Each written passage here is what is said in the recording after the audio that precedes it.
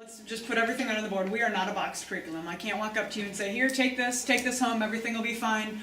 What we are is core principles. And what people are seeing, what they like about it, is they are seeing the net effect of improved fitness from year to year, increased academic readiness, and decreased discipline. What's nice about it is you take those core principles, and like I said, every school is different.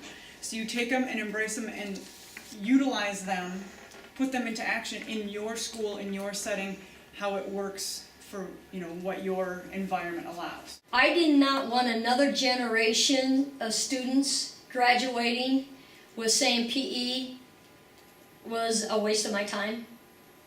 I wanted, before they went out the door, that they really thought about why physical education needs to be a part of the school environment. We don't need another generation of parents fighting what we're trying to do. Address it, be understanding of it, and know what you can do differently. For example, many of them think that PE for them was standing in line, waiting for a turn at bat, waiting for a piece of equipment. Can you imagine if this happened in our classrooms? What if there was one desk for all 20 students in your class?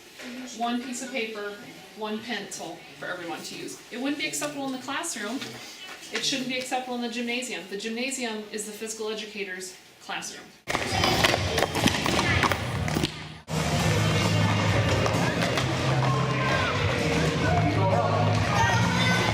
These basic movements are the foundation for motor development, and they're also the framework for basic learning. I mean, if you have a child that can't bilateral crawl, that's usually one of the children who struggles with their reading. So you got to get them to be able to transfer that bilateral movement. All right? This is not going to make me any better. It doesn't want to change me at all. What I want to do is change the kids and their thinking. Assessments, you need to realize, is a measurement tool for learning. It's basically providing evidence of learning. Assessments aren't just a letter grade. Right? It's a tool. And we as PE teachers are assessing to learn if they've met, exceeded, or failed to meet the standard. That's the purpose of an assessment. And it's what makes us an expert in our subject area. So it doesn't matter whether you're physical education, science, math, reading, social studies. A teacher in that subject area has learned what do I expect my students to learn in my class. So if a PE teacher is not conducting assessments, then they're no longer the expert in their subject area. Because if I'm just letting them go in and play all these activities and be active, couldn't anyone off the street come in and lead them in an activity? Couldn't the math teacher come down the hallway and just lead them in activity? Yes, students who are held accountable and given credit for what they do are more easily motivated. So the principal here said, we've got things happening, I need to make a change, what can I change?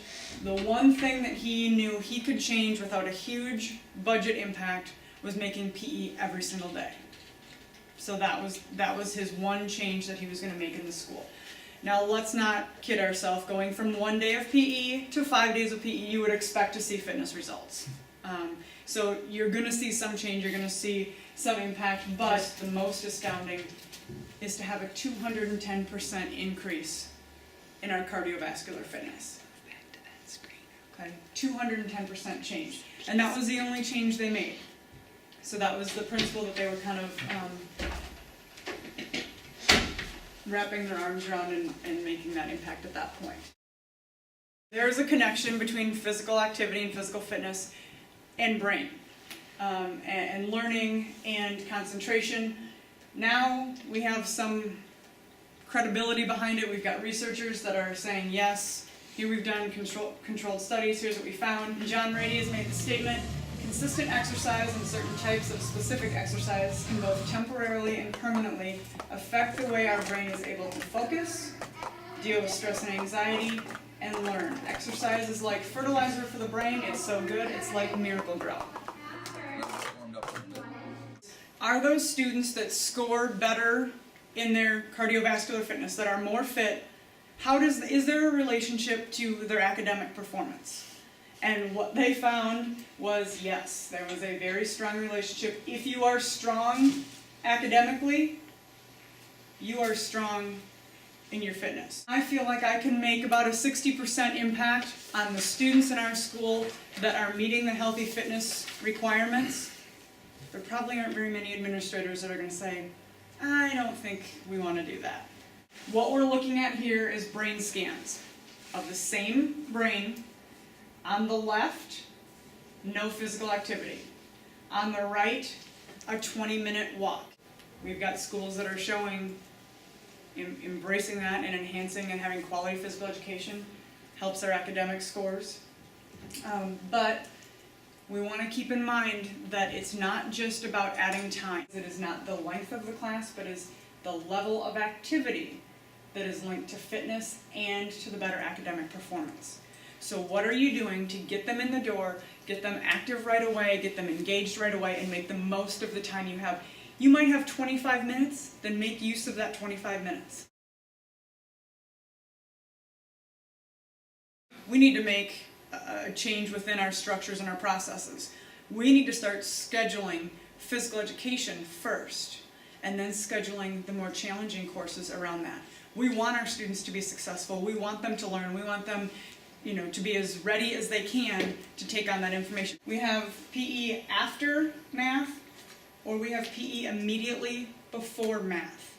And you see a 20% improvement in their algebra readiness scores if they had physical activity right before they had algebra. In 2005, they said we're going to add 1 day of traditional PE. So we're adding physical education. Not only did it not hurt their scores, it helped. Before they implemented the core principles, they had almost 1,200 out-of-school suspensions. The only change they made is going from 1 day PE to 5 days of PE. And you see a 66% reduction in their out-of-school suspensions and 59% in their other disciplinary issues. How are you going to take those kids and transition them into their adult lives? And are they ready? Do they understand 60 minutes?